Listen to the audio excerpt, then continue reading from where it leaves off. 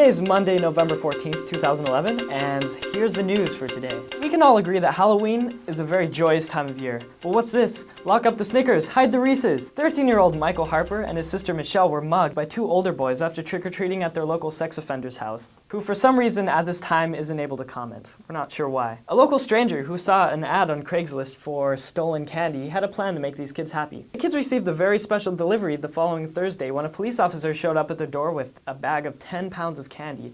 It was all the recovered candy that the kids had stolen from them, along with new Halloween costumes for the kids. Next year, we're guessing the kids will go as sex offenders. Now, those are people you never want to take candy from. Alright, moving on, we've got a story from Salt River, Arizona. We at the Informal Report love having nice views, but here's one view that we never want to get. The authorities at this time aren't sure if this was an accident or just a typical case of feline curiosity. It appears that this kitty got the best view in all of Arizona. According to a report in Fox 9 News, the black cat had been trapped on top of the towering cactus for over 2 days. Local citizens devised ways to rescue the cat, but after a police helicopter flew over, the cat decided it had enough of this view, and it jumped down from the towering cactus. Reports at this time haven't specified if the cat made it out alive, but we assume that the cat landed feet first. Many people, mostly girls and elderly women, like having dolls in their house to spice up the life of their room. Well, if you're looking to remodel your room right now, but aren't interested in standard porcelain dolls, we've got a story for you. One man from a town near Moscow, Russia, had actually found a way to liven up his room without all the use of plastic. In an effort to relive his childhood possibly, the Russian man recycled to the highest extent by digging up the remains of as many as 29 people in the local cemetery. He continued in his effort to bring new life into his flat by playing Frankenstein. Autopsies reveal that these improvised Barbies were actually made out of the body parts of the dug up corpses in his local cemetery. To add a bit of fashion, he dressed up the dead bodies in some women's clothing. Oftentimes, the clothing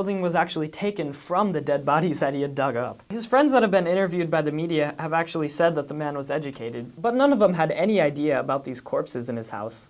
In the interest and sanctity of people buried in your local area, please don't go digging up the dead bodies. If you're looking for a good way to bring life into your apartment, try some potted plants or something like that. Just don't dig up corpses, that's just wrong. So today's guest on the Informal Report is Sheriff of Whatcom County in Washington State, and Bill O'Reilly's stunt double, Bill Elfo. Bill Elfo has served over 8 years of experience as sheriff, and he's recently been re-elected for another term. I recently sat down for an interview with Mr. Elfo. Do you mind if I call you Billy? Billy? Billy. Bill. All right, Billy, let's get to the questions. Congratulations on your recent re-election with 75% of the vote. That's almost 3/4. Thank you very much. I appreciate that. So you're the sheriff of Whatcom County. You recently got re-elected. Tell me about this place. What's life like in Whatcom County? Whatcom County is kind of a very unusual place. We're larger than the state of Delaware, and in square miles, we're 2,150 square miles. Mm-hmm. We have 43 miles of coastline on the Puget Sound, and we share a 100-mile land border with Canada, which really makes us a little bit unique and creates unique challenges for law enforcement. Mm-hmm. So about those unique challenges for law enforcement, are there any specific problems specifically caused by Canadian drivers? Well, I think the Canadian drivers, a lot of them are used to driving in a more urban environment than they are here, and there's a different culture with driving in Canada sometimes. There's good and bad drivers on both sides of the border. So you're saying these Canadian drivers aren't that bad, as people say? No, I don't think they're that bad. Have you lied in this interview so far? No, I haven't lied yet. Well, that was a lie right there. We all know those Canadians are horrible drivers. There have been talks about a new jail being built here in Whatcom County. How are those plans going?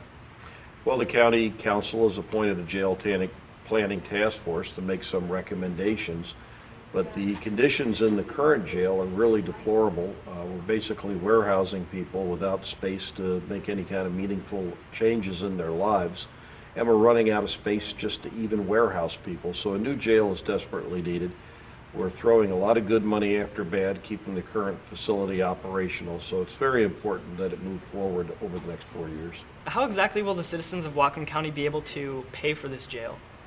Well, there's a variety of funding streams. In 2006, the voters of Whatcom County, by a 66% margin, voted to tax themselves 0.1%, 10 cents on a $100 purchase, to fund the operation of an interim jail work center and the construction of a new jail. The interim jail work center will be sold. The proceeds will go towards paying the debt on the new jail, Yeah, there's money that's been saved that's in the county coffers to help pay for it.